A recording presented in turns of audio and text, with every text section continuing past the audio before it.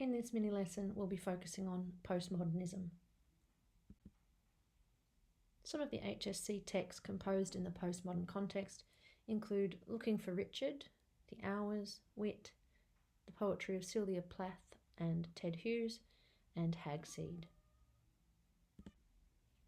If you're a teacher and would like to use this presentation in your classroom, find the link in the description to a version that has no voiceover.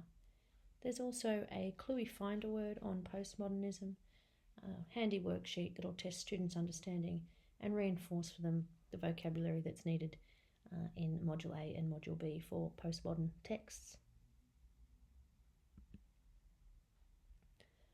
Really what you're trying to do as you go through this lesson is pick out elements of the postmodern period and try and link them to sections of your actual Module A or Module B text.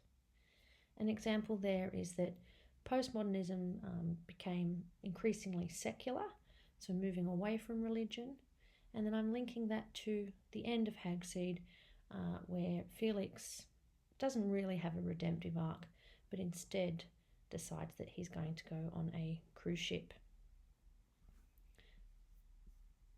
It's a good idea to aim to have about 4 of these sentences, maybe a few more, where you're linking the context to the content or the forms and features in an interesting way. So you don't want to be repeating the same knowledge again and again in the essay. You want every time you link to context to show a new section of the context that you understand, showing breadth overall. Here is an example. Reflecting postmodern secularism, Atwood replaces Prospero's Christian redemptive resolution with Felix making the banal decision to undertake a cruise adventure. There's also a link in the description to a worksheet where we've listed all of the key elements of the postmodern period on the left, and then you have a go at thinking through with your special text and making those links really explicit in one sentence for each of those that's actually relevant. So postmodernism is a broad, complex socio-cultural worldview that shaped much of the Western world around about the middle of the 20th century, right up until now. We are postmodern ourselves. We are products of this society. Yes, scholars debate the definition. You don't need to worry about those nuanced little things that people fight over. All you need is a general understanding of the trends, and that is more than sufficient for HSC English.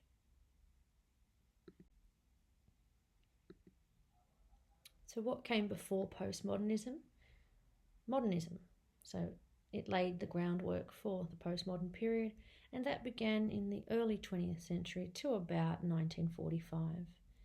If you've watched the video on that, you will know that it was a deliberate break from the past, that they loved experimenting with narrative styles, and they wanted to do things very differently. So some of the major historical events that shaped the postmodern period were World War II. That's the most significant influence. More deadly than World War I, with a total of 75 million deaths. And then, of course, the terrifying recognition of the Holocaust, and that 6 million Jews were killed. 1 to 1.5 million of them were just children. Then there was the dropping of the atomic bomb, Hiroshima and Nagasaki in Japan, followed by the Cold War, where there was this sense of ongoing threat and tension, and a culture that increasingly accused people of being communists with little evidence, and it saw the deterioration of principles of justice. And because of all these awful things that were happening, people began asking, how can we do this to one another? And if we can do that sort of thing to one another, what does it really mean to be human? Have we lost our humanity? Important too to the period was post-colonialism, so exploring the terrible consequences of the exploitation of people and lands that had been colonised. Big shift from single income families where gender roles were father was the breadwinner to dual income families where both mothers and fathers were working. Had also the civil rights movement, the attempt to abolish racial segregation, discrimination, then the Vietnam War. This was the first war to truly be televised and broadcast. So horrifying photos of the realities of war were seen at home, and this had a desensitising effect. Feminism, the women's movement that aimed for equal rights, and then of course contraception. So that had an effect on the way people saw the purpose of sex and monogamy, and of course you had the free love culture of the hippie era.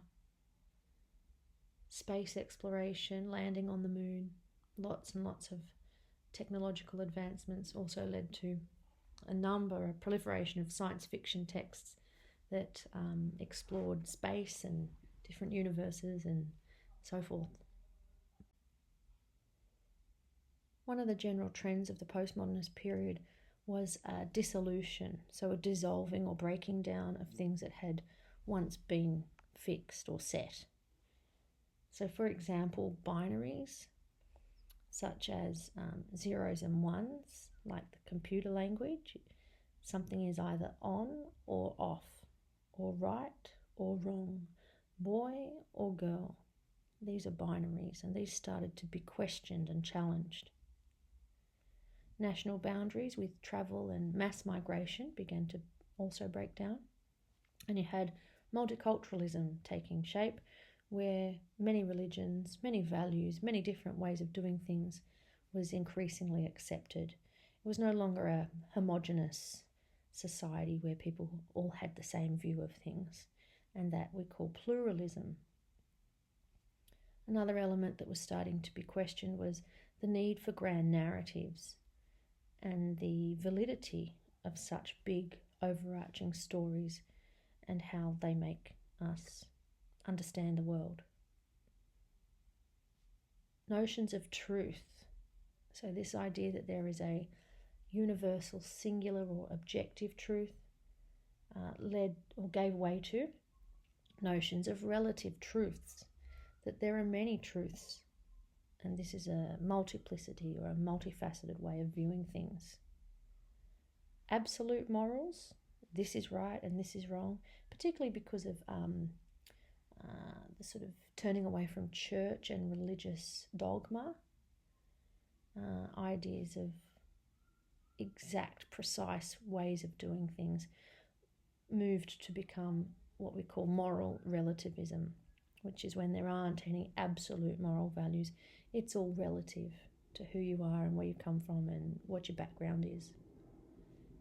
And another shift was from communities to a more individualistic way of living life, an increased atomization where people don't necessarily grow up in the same community they've always lived in with the same neighbours and the same butcher and baker and so forth.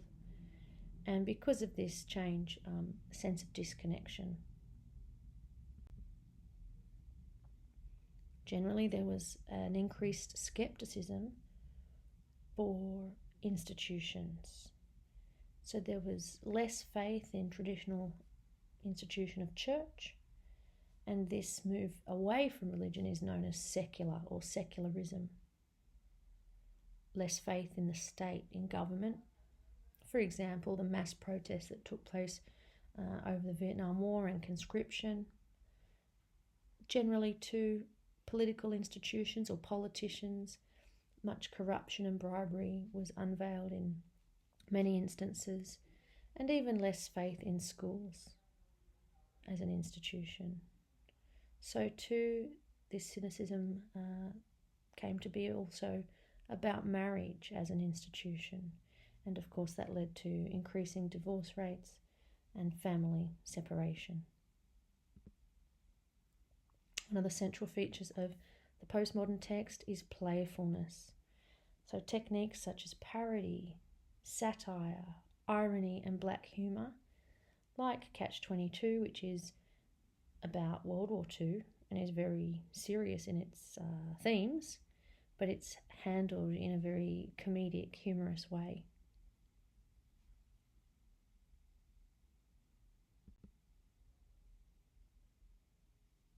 Postmodern texts often are irreverent. To revere something is to hold it up in high esteem, as we might a reverend in the church. We would revere him.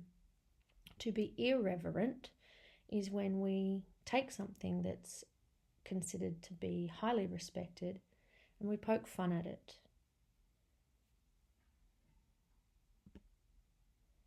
Metafiction is an important postmodern technique, and the easy way to understand it is that meta is of itself.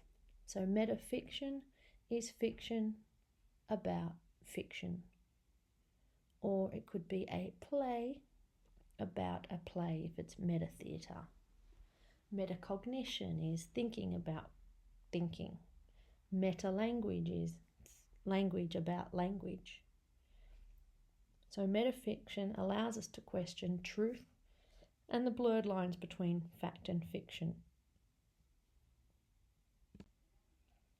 Pastiche, that's simply putting together eclectic elements for a mishmash approach. It can be like a collage, or it can even be the meshing together of two very different genres. And this was, popular in the postmodern period. Another element that was often used in postmodern literature was the fusion of high and low culture. So often there was a deliberate inclusion of, say, a classic, sophisticated, enduring work with something that was considered low culture, something that was popular, something that was made for mass audiences. So, for example, you might have Marvel characters being infused with maybe the metaphysical poetry of John Donne. It blurred the distinction, as they like to do, the dissolving of boundaries between what was just an everyday object or experience and art, and made us question, what is art? So Andy Warhol's painting of the Campbell soup can is a good example of this. Pop cultural references become big during the period too, so the widening audiences of television, film, music, mass production as well, and mass media. Also, because things were opening up, so you had global or multinational audiences. Like the Beatles, they were the very first boy band that kind of spread across the globe and made lots of money. Intertextuality, another incredibly important technical feature of postmodern literature. So this is a fancy way of saying that a text is referring to another text.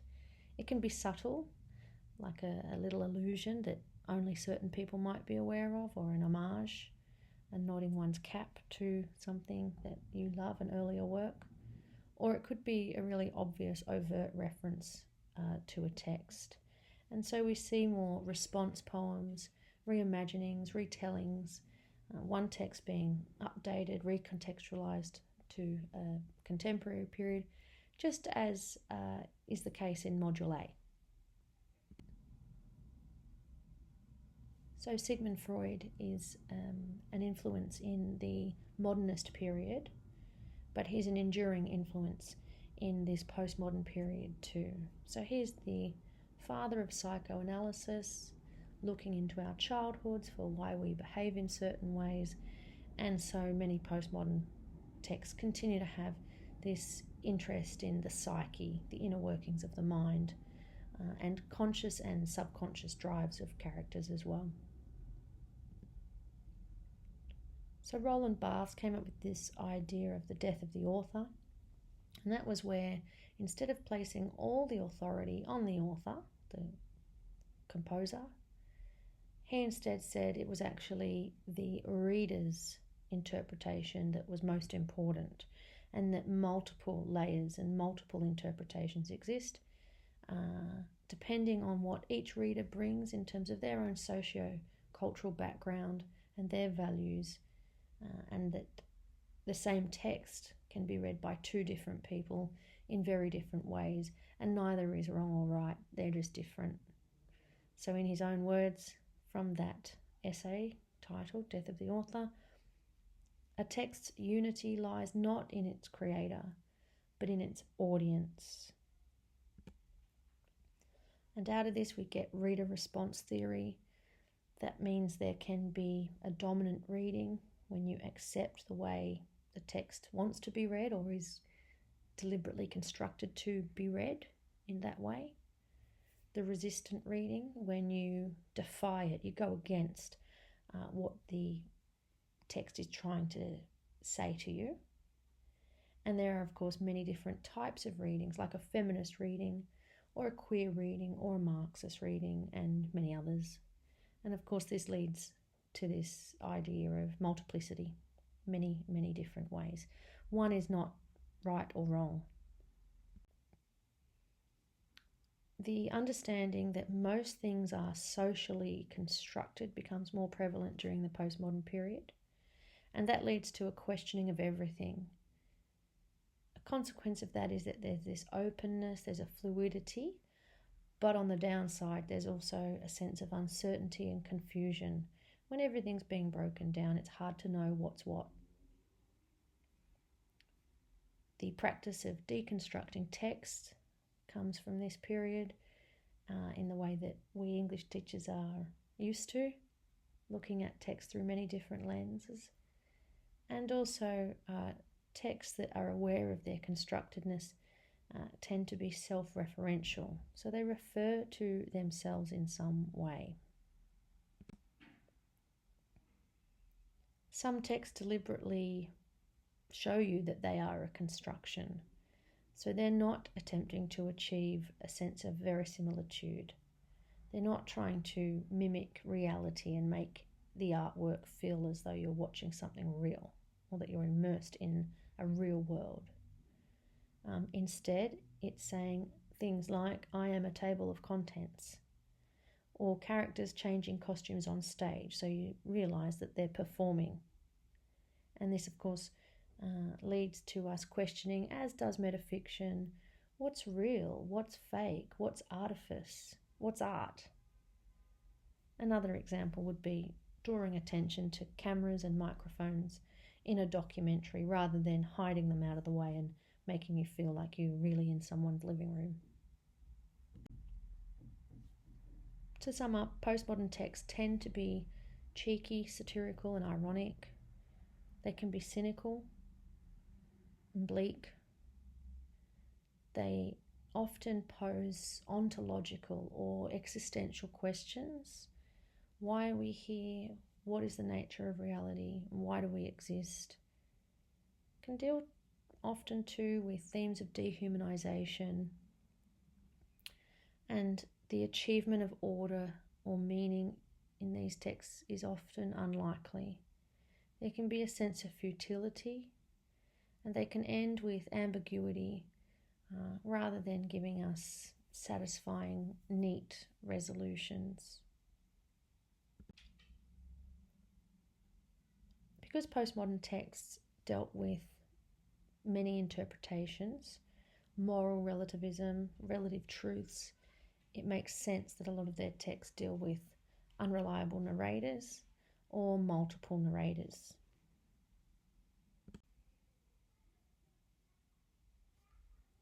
So postmodernism generally moved away from universal truths and towards relativism. It's all relative. Grand narratives to cynicism or an anticlimactic, ambivalent resolution, not the neat moral that we necessarily like to see. Away from binaries, the fixed, opposing categories, to the dissolution of boundaries and the blurring of things that had been binary previously. Moved away too from institutions and towards the individual, away from organised religion, God, the church, and towards a more secular style of society, away from singular interpretations and towards multiple interpretations, pluralism, away from unquestioning acceptance of dogmas and traditions and more towards a desire to question everything, and away too from the author as definitive, their meaning being held up superior to everyone else's ideas about a text, and instead towards the reader's response, their interpretation as being equally valid and predicated upon the socio-cultural conditions that they were subject to. You might also be interested in joining me for a winter workshop that focuses on thinking on your feet. The HSC over the last decade has become increasingly determined in English to discriminate really between those students who can and can't think on their feet, those who can respond to a specific question that's unseen on the day and go with it. They want to minimise regurgitated, memorised responses. But this is a skill that really is quite difficult, and as a teacher there's very little time to focus on these skills when you're pushing through the curriculum all the time. So I've developed an active and I hope fun way to practice over and over again this skill. Morning tea is provided and it is $100 per student. I hope you can join me. Another workshop that's coming up in the spring will be a Year 11 skills workshop. The aim of this program is to tighten up those essential English skills before you move into Year 12. We want to annihilate the negs, those little pesky things you do, that we all do, that bring down the overall quality of our written responses. It'll be active, you'll be doing stuff, not just listening to me rabbit on, and it will also be fun in a geeky kind of way. Morning tea again is included, and that is also $100 per student, so please get in touch if these opportunities interest you. If you'd like more HSC English resources, please go to the website in the link in the description below, and you can browse the growing body of resources that exist there. If you'd like tutoring or you need help with something, feel free to also get in touch. I hope this has been helpful and I thank you for listening.